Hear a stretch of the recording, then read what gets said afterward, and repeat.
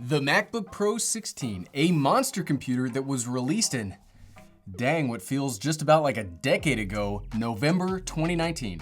At the time, I thought it was a pretty big, but also pretty powerful device, and I have recently purchased this higher end refurbished model, which is very powerful and much cheaper. So should you buy one? Let's find out. I just hit myself in the head. What's up, everyone? I'm the Everyday Dad, and if I can figure it out, you can figure it out. Look, I get it. 6 months makes a piece of tech old, but I do think the MacBook Pro 16 is still a pretty darn useful computer and an overall wise investment. I mean, I just told you like 5 seconds ago that I bought one. Now, I'm not much for specs and benchmarks because 100 points either way for me is pretty meh. So let's talk about the things that I really like and the things that I don't like so much on this big yet surprisingly demure laptop. First off, let's start with the negatives because negativity grounds us all in reality. So the main thing that I don't like about the MacBook Pro 16 is just it's all of the MacBooks. It's just how old Apple's design feels. Sure, we'll talk more about the display and its thinner bezels and the positives later, but after using a Dell XPS 15 for a few weeks and being wowed by its overall shockingly small size and the teeny tiny bezels on that screen, the MacBook just seems kinda dated. I mean, the 15-inch from which the 16-inch derives from, it hadn't really seen a physical update in a few years. And the physical update from like the 2015 model actually kinda made things worse. It took away I/O, SD card slot, USB-A, all sorts of things that while yes, it's smaller than ever, I don't know that the price we paid was worth it. That was a pun, you know, prices in actual cash for the laptop, but also prices in losing all the ports. Bad dad joke. Also, it's a meme at this point, and yes, I'm being an old man that yells at the clouds right now. Please put the SD card slot back on here. Please put the SD card slot back in here. This hill that I'm planning to die on, it's cold, but I refuse to move. I'm stubborn. SD card slots. Something else that I don't like, and this won't come as a shock as I complained about this on the MacBook Pro 13, we still have a 720p FaceTime camera. And for a computer that has a base model price of $2,300? What? Like the $800 iPad Pro has a better camera. And yes, I understand that it also has more space to fit the camera, which proves my point from earlier about the design. Like, does it have to be like this thin? Like, could we have maybe a millimeter or two wider to get a better camera? I mean, design the computer to give us the functionality we need, not the functionality that's aesthetically pleasing. Cough, SD card slot, again, cough. The image quality of that camera though is actually balanced out by the useful microphone array, but as working from home continues to be the norm, and even here in my family, most of our gatherings and events, like all of our family like get-togethers now, are through the web. You gotta put better cameras on here. You just have to. You have to. The last real problem I have isn't really with the computer itself, but more for all of the accessories around it. This behemoth needs 96 watts of power to fully charge and operate the MacBook Pro at the same time. And almost every dock out there, even my very expensive CalDigit TS3 Plus, only outputs 87 watts. So that dock will charge it when it's not in use, but it doesn't have enough oomph to actually power the machine. So really the only cost-effective way to power the MacBook is to use the included power brick, which that's not the worst, but as good as the dock integration on the MacBooks can be, more on this later, and it really works well for the 13-inch. I wish more devices out there had the oomph to power this laptop. And honestly, that's really it when it comes to the negatives. It's probably not shocking that there aren't really that many, and even those that exist are more like nitpicks than anything else. That shouldn't be surprising to you because again, I did buy one. So let's get on to the real part of the video, the things I like, because well, there's a lot of them. I want to start out saying that this is one of the first times that I think Apple really put a rein, like they really held back on the ever popular Apple tax. That's not to say there aren't some configurations out there that are probably more pricey than they should be.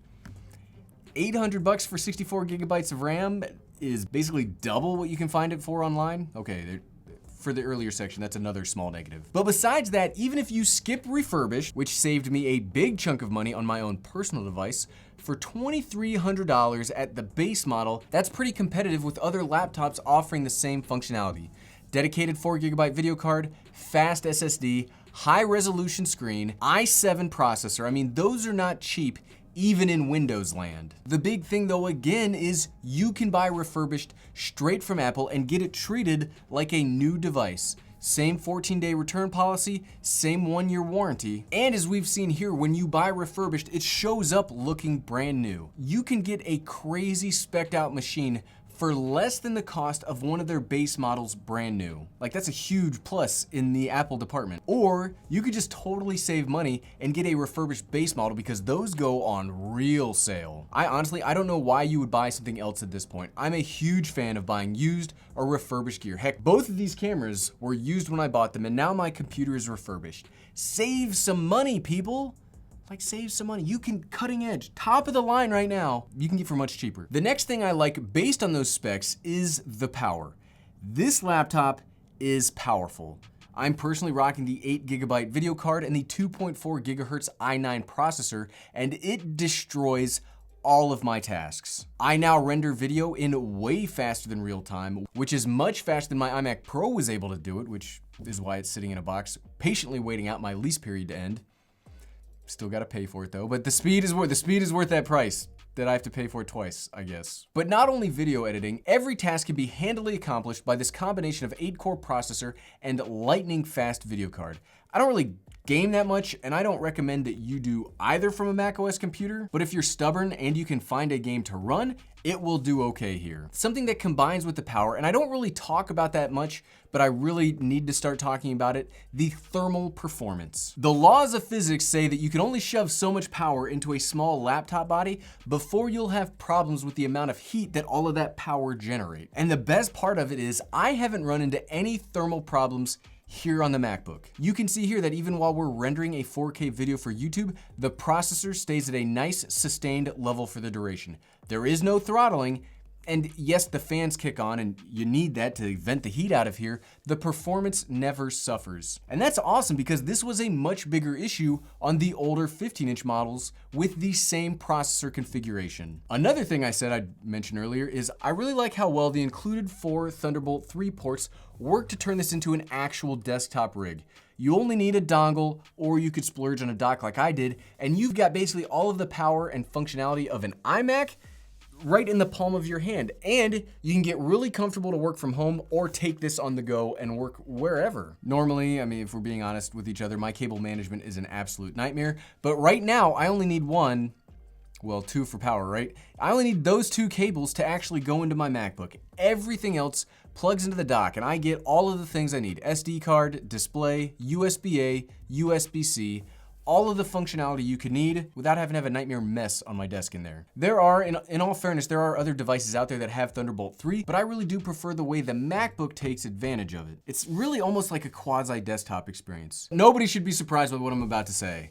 The keyboard. Whoo, man. I love this keyboard. Dang, I almost had you fooled, right? You almost thought I was gonna say something else. Look, as somebody that spends most of their life typing, a good, solid keyboard, that matters more to me than almost anything else. And this is the first of the new-ish Magic keyboards which replaced the old butterfly option. And I mean, honestly, it's wonderful. Can you hear this? It's quick, it's snappy, it has plenty of travel, it's almost perfectly spaced out. This is a keyboard that I could and have and will work on for hours at a time. I've never really come up with a good way to say this, like I've never come up with a good explanation for this, but using other keyboards, even the Magic Keyboard on my iPad, it just gets tiring after a while. Like my hands get tired after a long session typing out a script, a work email, or other 1,000-word epics. And the thing about this, and the 13-inch is the same way, I never really feel tired while typing on this Magic Keyboard. The best way to describe it I can come up with is refreshing. It's refreshing to type on this, and I never get that hand fatigue while doing so. You've already heard me mention how much I like the actual palm rest of the keyboard body design. I mean, you'll get plenty of area to rest your wrists and palms to get a nice, neutral, non-carpal inducing workflow. It's all fun and games, but seriously, make sure you are using good posture when working at the office or at home. These kind of injuries are common, and you absolutely need to take care of yourself. But the one negative though, it still has a touch bar. And we all know how I feel about the touch bar. Not good. Not good is how I feel about that touch bar. One more thing. Also, while we're talking about like the design and the keyboard, I still think Apple has the best trackpad in the game right now. Look at this thing. It's super big. It's very consistent clicking. No matter where you click, you will get the same functionality. It's super precise, and you get a lot of customization options when you go into its settings. You can get that right click back, you can learn the vast and powerful gestures, and you almost don't need a mouse if you want to use this on the go. I say almost because I love the Magic Mouse. I know it's not a popular mouse. I know most people don't like it, but I love that mouse, and it's super indispensable to everything I do. Being able to scroll in almost any direction because your mouse is like half mouse and half trackpad is amazing. I typed 7 A's in the script because that's how amazing it is. Even though I did criticize the shape of the MacBook in the beginning for taking away functionality to make it a certain size, the build quality on display here is fantastic. There is no flex in the body, there is no movement in the body when you type or you touch the key face. Look, you have to give Apple credit for one thing. If you're only gonna give them credit for one thing, give them credit when they turn a solid piece of aluminum into a computer. They do it well. While they may have had issues with their keyboards in years past, I've personally never had an issue with the build quality on display on an Apple device. From my 2015 13-inch MacBook Pro all the way through, I've never had a problem. So let's talk about the display on that MacBook Pro 16. For a MacBook, it's amazing. Yes, it's still got Apple's design philosophy all over it, and it's not nearly as jaw-dropping as the Dell XPS line, but they gotta take one step at a time. They gotta take one step at a time. The display is still Retina, it's still crazy sharp, it's very color accurate for those professionals needing it, and it has a very healthy 500 nit brightness if you do some of your work outside when, it's not raining for 2 weeks straight. I'm feeling trapped in my house because it's been raining for 2 weeks straight. And I do like that they are slowly slimming out the bezels, giving us a bigger screen without making the device itself too much bigger. It's a little bigger for the next thing that we're gonna talk about, but honestly, unless you have a 15-inch MacBook and a 16-inch MacBook sitting next to each other, you probably, and by probably I mean definitely, wouldn't be able to tell the difference. I mean, I wish it was a touchscreen, but we'll probably never get that now that the iPad is so darn good. The last thing that I wanna touch on today is something that I really like is the battery life.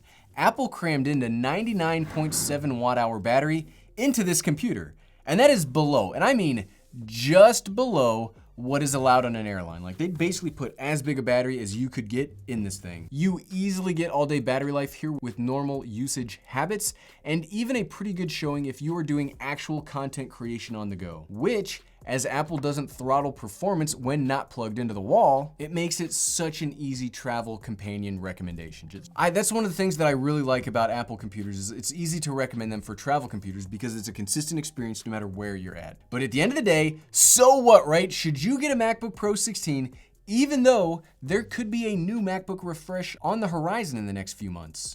Yes, I think so. Even if Apple does refresh the Pro 16 line, they just totally revamped it. So I doubt you'd get anything drastic other than maybe move to 10th generation Intel chips and maybe some faster RAM, maybe a faster solid state drive. So yeah, maybe there will be something new and shiny in a couple of months, but the performance won't be that vastly different. And you can get these right now on sale new, or like we mentioned, refurbished for fantastic prices. If you are looking for an all-in-one, travel, but also powerful enough to replace a desktop computer, I can wholeheartedly recommend the MacBook Pro 16. Easily. I have no problems recommending this. This is a legitimately fantastic device that I don't really have any major caveats here to include except gaming. If you primarily want to game, don't then buy this device. And if you're interested in buying a refurbished Mac and you're curious how the whole process goes and what it's like to actually get one, click here. Click on this right here to watch the video where I did just that, and I bought my MacBook Pro refurbished straight from Apple. Thanks for watching.